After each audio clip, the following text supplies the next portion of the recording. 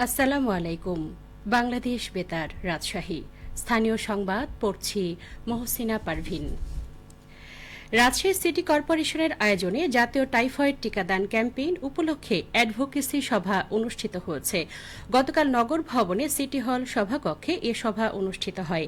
সভায় সভাপতিত্ব করেন রাশিকের প্রধান নির্বাহী কর্মকর্তা মোহাম্মদ রেজাউল করিম। সভাপতির বক্তব্যে জাতীয় টাইফয়েড টিকাদান ক্যাম্পেইন সফল করতে সকলের সহযোগিতা কামনা করেন তিনি।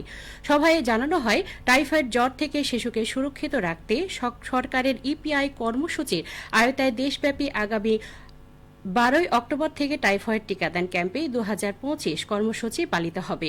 জাতীয় কর্মসূচির অংশ হিসেবে রাজশাহী মহানগরীতে আগামী 12 অক্টোবর হতে 30 অক্টোবর পর্যন্ত শিক্ষা প্রতিষ্ঠান পর্যায়ে ও কমিউনিটি পর্যায়ে 1 নভেম্বর হতে 13 নভেম্বর পর্যন্ত এ কার্যক্রম বাস্তবায়ন করবে রাজশাহী সিটি কর্পোরেশন। শিক্ষা প্রতিষ্ঠান পর্যায়ে 278টি কেন্দ্র ও কমিউনিটি পর্যায়ে 240টি কেন্দ্রে এই ক্যাম্পেইন পরিচালিত হবে। এই ক্যাম্পেইনের আওতায় শিক্ষা প্রতিষ্ঠান ও কমিউনিটি পর্যায়ে 1,35,127 জন শিশুকে টিকা প্রদানের লক্ষ্যমাত্রা নির্ধারণ করা হয়েছে। এই ক্যাম্পেইনের আওতায় 9 মাস থেকে 15 বছরের কম বয়সী সকল শিশু এবং প্রাক প্রাথমিক থেকে নবম শ্রেণীর সমমান পর্যন্ত সকল শিক্ষার্থীকে বিনামূল্যে 1 ডোজ টাইফয়েড টিকা প্রদান করা হবে। এই টিকা পেতে জন্ম নিবন্ধন সনদের তথ্য দিয়ে নির্ধারিত ওয়েবসাইটে নিবন্ধন করতে হবে। সভায় স্বাস্থ্য বিভাগের কর্মকর্তা সহ বিভিন্ন শিক্ষা প্রতিষ্ঠানের শিক্ষক, রাশিকের নির্বাহী কর্মকর্তা সকল ওয়ার্ডের সচিবগণ উপস্থিত ছিলেন। আসন্ন শারদীয় দুর্গা পূজা সুষ্ঠু, শান্তিপূর্ণ ও নিরাপদভাবে উদযাপন লক্ষ্যে রাজশাহী দুর্গা পূজায় দুর্গাপুরে বিশেষ নিরাপত্তা বিষয়ক মতবিনিময় সভা অনুষ্ঠিত হয়েছে। গতকাল দুর্গাপুর থানা পুলিশের আয়োজনে এই মতবিনিময় সভা অনুষ্ঠিত হয়।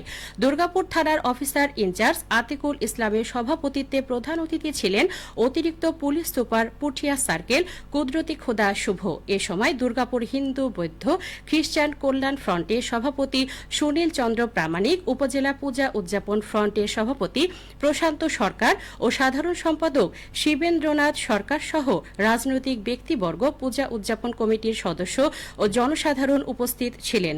সভায় প্রধান অতিথি অতিরিক্ত পুলিশ সুপার কুদরতি খোদা শুভ বলেন, প্রতিটি পূজা মণ্ডপে পর্যাপ্ত পুলিশ, আনসার ও স্বেচ্ছাসেবক দল মোতায়েন করা হবে।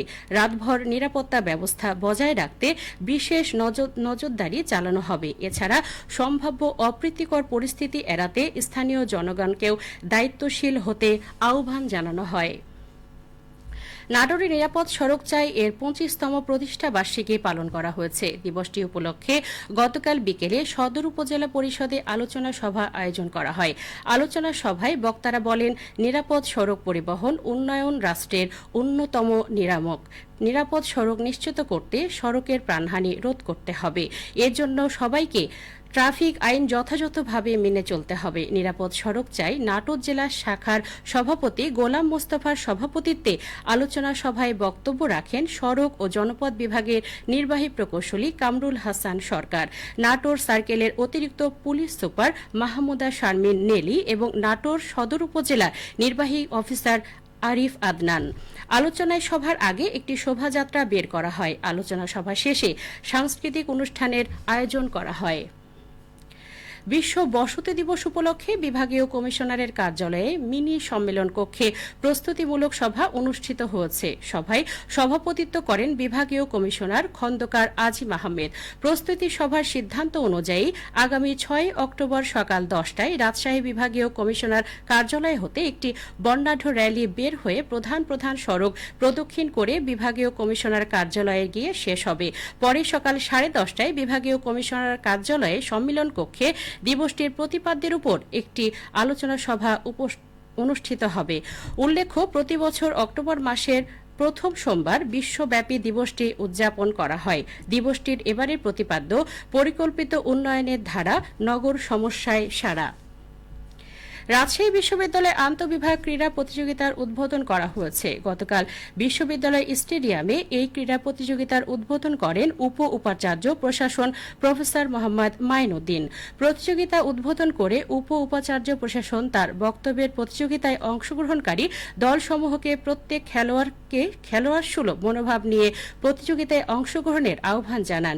এই প্রতিযোগিতা সকলের মধ্যে সৌহার্দ্য ও সম্প্রীতির বন্ধন দৃঢ় করবে বলেও তিনি আশাবাদ ব্যক্ত করেন। উল্লেখ্য, আন্তঃবিভাগ ক্রীড়া প্রতিযোগিতায় অন্তর্ভুক্ত রয়েছে football, basketball, handball, volleyball, athletics, cricket, kabaddi, wushu, judo, karate ও ইনডোর গেমস। একটি ঘোষণা।